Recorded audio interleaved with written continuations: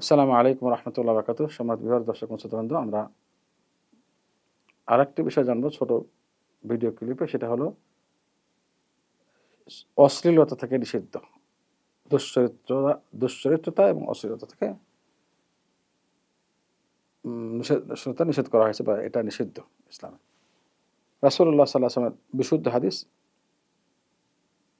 যে হাদিসটি বিশুদ্ধ, ইমাম বুখারী আদবুল মুফরাদে উল্লেখ করেছেন হাদিসটি। শেখ আলবানী হাদিসটাকে সহিহ বলছেন তিরমিজিতে, সহিহ তিরমিজিতে 1967 নম্বর হাদিসে। মহানবী সাল্লাল্লাহু আলাইহি ওয়াসাল্লাম বলেন, মুমিন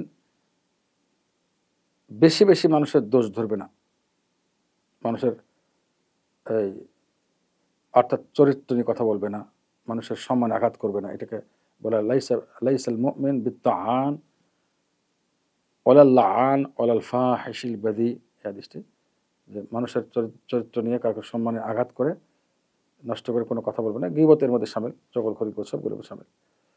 এবং সে অশ্লীল ভাষী হবে না, লানত করবে না, বেশি বেশি লানত কাউকে করবে না, এবং সে অশ্লীল ভাষী এবং দুশ্চরিত্রবান হবে না। এই বিষয়গুলো মনে রাখতে হবে। তো এই সমস্ত চারিত্রিক কলঙ্ক, দোষ থেকে আমাদের হেফাজত করা, সংরক্ষণ করা, এদিকে আমাদের খেয়াল রাখতে হবে। আসসালামু আলাইকুম রহমতুল্লাহ।